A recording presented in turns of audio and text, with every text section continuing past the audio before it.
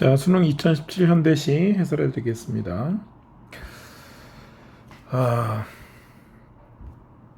자, 우선 수능 2017년에는 현대시하고 그 다음에 희곡하고 그렇게 같이 복합지문으로 출제가 됐어요. 가는 김수영의 구름의 파수병이라는 작품이고, 나 같은 경우에는 이강백의 느낌 극락 같은 이런 작품인데요. 자, 그러면 27번부터 설명해 드리겠습니다.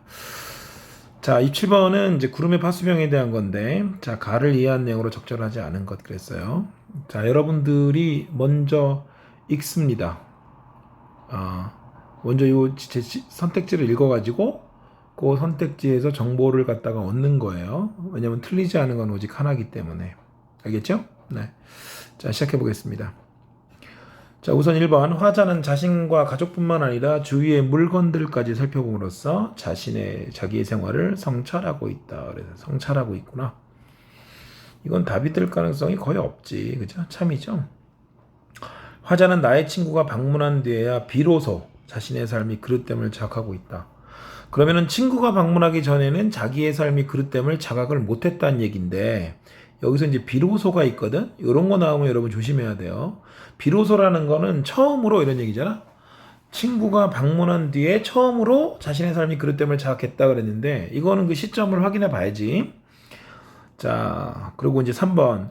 화자는 고생도 마음대로 할 수 없는 세상에서 존재 없이 살아가는 것이 어렵다고 느끼고 있다. 좀 어려운 말인데, 어려운 말이면 틀릴 가능성이 낮아.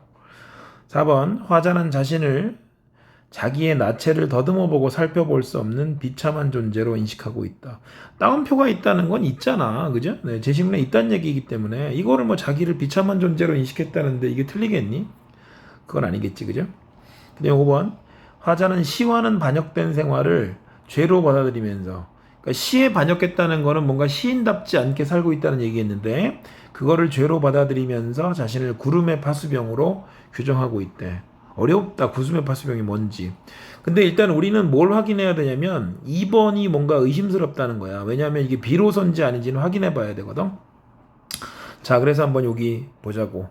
시를 읽어보잔 말이야. 자, 제시문가. 만약에 나라는 사람을 유심히 들여다본다고 하자. 자기를 들여다본다는 것 자체가 뭐 하는 거예요? 성찰하는 거예요. 그러면 나는 내가 시와는 반역된 생활을 하고 있다는 것을 알 것이다. 알고 있어. 이미 여기서 뭐야? 내가 시인답지 않게 살고 있다는 것을 스스로 뭐하고 있어? 자각하고 있습니다. 먼 산정에 서 있는 마음으로 나의 자식과 나의 아내와 그 주위에 놓인 잡스러운 물건들을 본다. 그러니까 자기의 어떤 그 삶, 일상 생활 이런 것들을 살펴보는 거죠. 그리고 나는 이미 정해진 물체만을 보기로 결심하고 있는데, 만약에 또 어느 나의 친구가 와서 나의 꿈을 깨워주고 나의 그릇됨을 꾸짖어 주어도 좋다 그랬습니다. 그럼 여기서까지 우리가 알 수 있는 거는, 친구가 찾아오기 전에 이 사람은 그러면 자신의 삶에 대한 성찰이 없었나? 자신의 삶이 뭔가 잘못됐다 이런 거에 대해서 모르고 있었나? 친구에 의해서 비로소 알게 됐어? 그 전까지 행복하게 살았는데 뭣도 모르고? 그런 게 아니잖아. 그죠? 네, 그래서 얘가 2번이 틀렸다는 걸 알 수가 있네요. 그래서 답이 예, 확실합니다. 오케이? 자, 그럼 이제 여기 해결했으면 자꾸 뭐 할 필요 없어. 그죠? 네. 다른 문제로 넘어가겠습니다. 자, 28번인데 28번도 역시 가에 대해서 나온 건데요. 이건 보기까지 있어. 원래 여러분 선생님이 현장에서 가르칠 때는 이제 그렇게 하는데 28번 같은 경우는 보기까지 있고 적절하지 않은 거기 때문에 사실은 얘를 먼저 읽는 게 더 좋아. 27번보다는. 알겠습니까? 28번 먼저 풀고 27번 먼저 푸는 게 사실은 순서상으로는 더 좋은 겁니다. 자, 그럼 이것도 역시 보기하고 선택지 읽어볼게요. 무조건 얘를 먼저 읽는 거야. 그리고 난 다음에 시로 가세요. 알겠습니까? 문학은 적어도 그렇게 하세요. 자, 보기 보겠습니다. 구름의 파수병에는 시와 생활 사이에서 갈등하는 화자의 진솔한 자기 성찰이 드러난다. 야, 얼마나 친절하게 가르쳐주냐 여기서. 그죠? 시와 생활 사이에서 갈등하는 화자의 진솔한 자기 성찰이다. 그렇죠? 화자는 생활에 몰두하려는 자아와 이러한 자아를 극복하면서 시를 새롭게 지향하려는 자아를 등장시킨다는 거야. 두 자아가 나오죠? 이런 게 이제 윤동주의 시에 많이 나오는데, 김수영도 지금 여기서 갈등하고 있습니다. 그러니까 여러분이 만약에 시인이라면, 난 정말 시인답게, 그죠? 그렇게 살고 싶은데, 근데 내가 집안에 가장이고 아내도 있고 아이도 있고 그러면 내가 가장으로서 아빠로서의 어떤 책임을 다해야 되잖아요. 그런 데서 오는 갈등이 있겠지. 그죠? 자, 그래서 자, 기억은 시선을 고정하려는 태도나 움츠러들어 있는 이미지로 나타나는데 기억에서 벗어난 니은으로 즉 시를 새롭게 지향하려는 자 이걸로 변모하고자 하는 화자는 날아간 제비를 떠올리다가 반역의 정신을 추구하기에 이른다. 그러면 반역의 정신은 여러분 이건 긍정적인 거네요. 근데 물론 여러분 이런 것들은 어떤 거에 반역하냐에 따라서 달라지는데 생활에 반역하면은 긍정이겠지 이거는. 아무래도 이분이 시인이니까. 근데 시에 반역된 생활은 안 좋은 거고. 그래서 여러분 일률적으로 생각하지 말고 문맥적으로 판단을 했을 때 그런 예측을 할 수가 있죠. 자, 그럼 이제 1번 보세요. 내가 시와는 반역된 생활을 하고 있다 해서는 화자의 진솔한 성찰의 어조가 있다 이렇게 되어 있습니다. 이거 여기 있잖아 이거. 1번 이렇게 내려오고 그 다음에 나는 이미 정해진 뭐뭐하고 결심하고는 기억과 니은의 갈등을 해소했다 이렇게 되어 있는데 이런 거 여러분 조심해야 됩니다. 갈등이 만약에 해소되었다고 우리가 가정합시다. 그러면 이 시 왜 썼겠습니까? 고민이 이미 없는데. 그죠? 그래서 갈등은 이미 지금도 하고 있고 여전히 시를 쓰고 있는 상황에서도 하고 있고 그 후에도 할 거예요. 또 그것이 여러분 삶입니다. 그래서 이렇게 뭔가 시에서 뭔가 바람직한 것이 이렇게 이루어졌다. 뭐 갈등이 해소되고 뭐 했다. 이런 것들이 여러분 흔하지 않아요. 그렇죠? 고통이 오히려 있기 때문에 시를 계속 쓰는 겁니다. 그래서 얘가 답일 거라는 걸 알 수가 있어요. 갈등은 해소되지 않습니다. 꼭 기억하세요. 이런 이유에서 이런 패턴들이 많이 나옵니다. 예전에 뭐 윤동주에 대해서는 뭐 존재 탐구를 끝냈다 이런 것도 나왔는데 존재 탐구를 끝낸 사람이 어디 있겠어, 그죠? 그런 것들이 다 틀린 선택지다. 자, 3번. 화자가 자신을 어디로이든 가야 할 존재로 여기는 것은 기억에서 니은으로 나아가려는 의지에서 비롯됐다 그랬습니다. 생활에서 시로 나아가려고 하는 거지 이게. 그죠? 네. 그 다음에 화자가 메마른 산정에서 산정이라고 하는 건 산 정상 꼭대기인데 여기서 지향하는 반역의 정신은 니은이 추구하는 거니까 뭐에 반역하는 거냐면 삶에 생활에 반역하는 거지. 알겠습니까? 그건 긍정적인 거니까. 그래서 5번 구름의 바수병은 두 자아의 갈등 속에서 시를 새롭게 지향하려는 화자의 의식이 반영됐다 그랬으니까. 역시 이거 우리 늘 하지만 2번 선택지하고 5번 선택지하고 모순되잖아 이게. 여기서는 아직도 갈등이 있다고 그러지 않냐. 여기 갈등을 해소했다 그러고 얘하고 모순되거든. 그게 틀린 거야 이게. 알겠지? 그렇게 많이 나온다고. 자, 다음 문제가 있습니다. 자, 이제 A와 B에 대해서 물었는데요. A는 어디서 나오는 거냐면 이제 구름의 바수병에서 나온 거고 그죠? B는 나에서 나온 건데 A가 뭔지 한번 볼까? 뭐라고 되어 있냐면 대상을 나열함으로써 화자의 정서가 촉발된 상황을 제시했대. 이거 어려운 말 아니야. 대상이 나열됐고 그것으로 인해서 화자의 정서가 반응했다는 얘기야. 어려운 거 없거든? 자, 볼까 그러면? 여기 A 어딨어? 여기 봐봐. 방 2칸과 마루 1칸과 말쑥한 부엌과 애처로운 처 이렇게 됐단 말이에요. 나열했잖아 이거. 나열했지 그지? 그리고 외양만이라도 남과 같이 살아간다는 것이 이다지도 쑥스러울 수 있을까 이렇게 돼 있어요. 그죠? 네. 그래서 여기 지금 뭐 이렇게 나열을 했고 아내한테도 애처롭다 그랬고 자기가 쑥스럽다 그랬어요. 그러면 정서가 촉발된 상황이 나와 있어 안 나와 있어? 나와 있다. 알겠습니까? 네. 그래서 요거 참이네. 그죠? 네. 자, 그러면 아이고. 자, 그러면 봅시다. 자, 그래서 답은 몇 번이 돼? 1번이 된다. 됐지? 오케이. 자, 그 다음. 자, 이제 30번 보겠습니다. 무대 상연을 전제로 하는 희곡의 특성을 고려할 때 A에서 E까지를 설명한 내용으로 적절한 거 이렇게 되어 있습니다. A가 이제 뭐냐면은 무대 장치의 이동으로 뭐라 그랬어? 네, 극중 공간을 좌우로 분리시킨다 이렇게 얘기했습니다. 뭐가? 아이고, 잘못했어.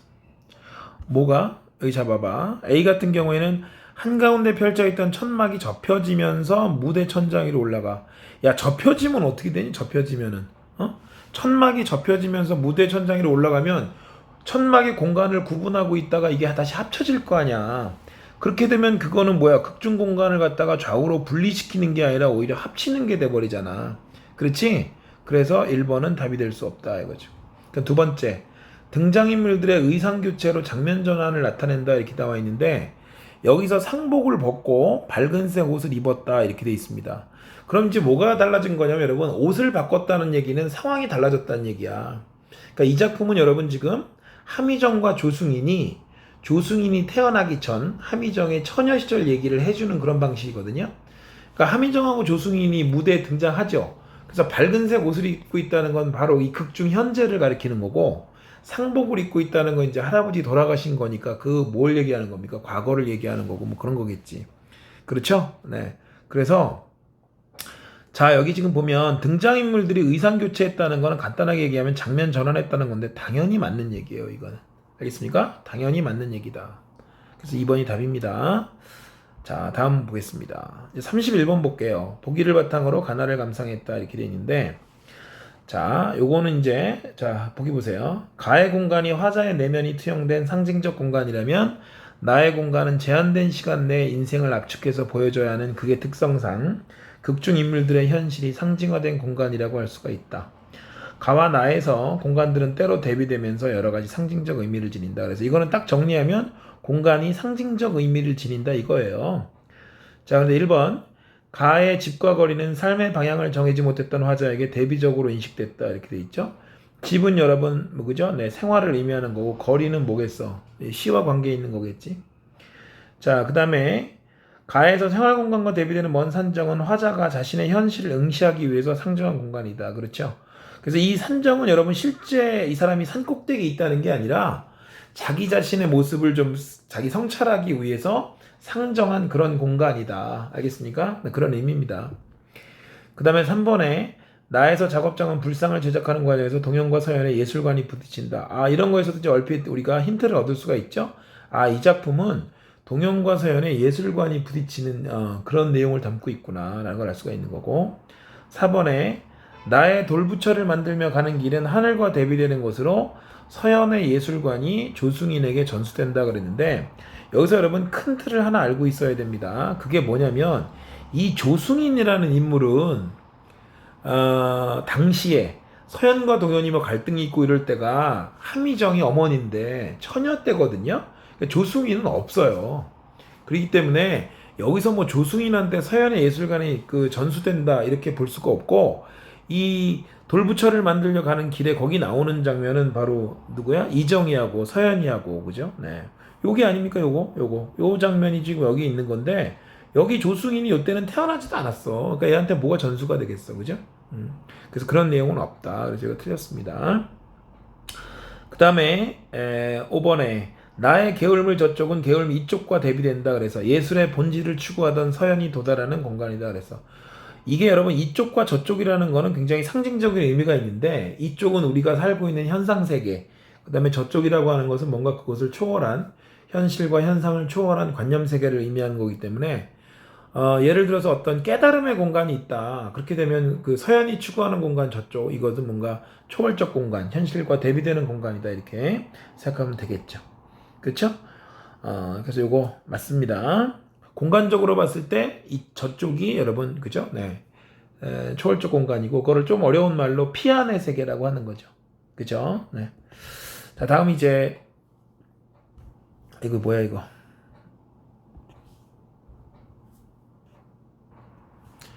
자, 이제 마지막 문제 32번 보겠습니다. 나의 등장인물에 대한 이해로 적절하지 않은 것 그랬는데 여기 잘 보세요. 요 문제를 잘 분석하면 여기서 여러분 틀린 걸 찾아낼 수 있습니다. 잘 보세요. 1번 그런데 어느 날 스승인 아버님이 두 제자들이 자리 비우고 없었어라는 대사에서 함의정은 극중의 사건을 현재에서 과거로 전환시키는 기능을 합니다. 누구한테 지금 얘기를 해주고 있어? 조승인한테 얘기를 해주고 있는 거예요. 그 다음에 2번에 동현아 서현아 어디 있느냐라는 대사에서 한묘지는 어머니의 처녀 시절 이야기 속의 인물들을 무대로 등장하게 하는 기능을 한다 이렇게 되어 있습니다. 그렇죠? 그 얘기는 무슨 얘기냐면 이 동현이하고 서현이가 어머니의 처녀 시절 이야기 속에 등장하는 인물들인데 한묘진이 스승이거든. 그리고 왜 함실까? 함의정의 아버지야. 여기 아버님이라고 돼 있잖아. 그죠? 그래서 아버지가 불렀다는 얘기야. 동현아 서현아 하고 무대로 등장하겠지. 그러니까 대체로 이제 무대가 이렇게 있으면 이렇게 어떻게 하냐면 여기 이제 함의정하고 조승인이 이렇게 있고 여기서 이제 과거 얘기를 막 하잖아. 그러면 조명을 갖다가 여기를 꺼. 그리고 여기서 이제 인물들이 나와가지고 어떤 사건들이 이제 된단 말이야. 그러면 여기는 현재가 되고 여기는 과거가 되고 이러는 거야. 이게 이렇게 약속을 하는 거지. 이게 근데 한 무대에서 펼쳐지는 거죠, 이게. 이런 식으로. 됐죠? 자, 3번. 할아버지의 목청은 왜 저렇게 커요라는 대사에서 조승희는 현재 그때 없었어. 등장인물들의 행동을 평하면서 다른 인물들 간의 갈등을 유발한다. 야, 조승희는 여기서 역할이 뭐냐면 함희정이 이야기를 갖다가 해주는, 그 얘기를 들어주는 역할을 하는 거죠. 만약에 조승희가 없으면 함희정이 와서 혼잣말로 이걸 해야 되잖아. 그래서 항상 이게 연극에서 보면은 소설도 마찬가지지만 누군가한테 얘기를 해준다는 건 결국은 뭐야? 관객이라든가 독자한테 그 이야기를 전달하기 위해서 설정한 인물인 거예요. 그렇죠? 네. 자, 네 번째. 서연은 쓸데없는 주장으로 저를 괴롭힙니다라는 대사에서 알 수 있듯 동현은 어머니의 처녀시절 이야기 속에 갈등의 한 축이다 그랬어요. 아, 그럼 갈등은 누구와 누구 사이에 일어났다? 동현이하고 서연이 사이에 있는 거죠. 그 다음에 5번. 돌로도 부처님을 안 될 건 없지란 대화에서 알 수 있듯이 서연은 작품의 주제의식을 전달하는 인물 중에 하나다. 그래서 서연이하고 동현이하고 예술관의 차이가 있는데 작가는 아무래도 서연이의 예술관 쪽에 편들고 있다. 뭐 이렇게 우리가 해석할 수가 있겠죠. 됐죠? 그래서 여기서 여러분 꼭 기억해야 될 거, 조승희는 어떤 역할을 한다 여기서? 극 중에서 함희정의 이야기를 들어줌으로 인해서 함희정의 얘기를 하게끔, 과거 이야기를, 처녀시절 이야기를 하게끔 만들어주는 그런 역할을 한다. 그래서 그것은 곧 관객한테 하는 것이다. 그래서 여기 조승인이 갈등을 유발한다든가 이런 건 당연히 틀린 것이다. 됐죠 여러분? 자, 수고했습니다. 여기까지 하겠습니다.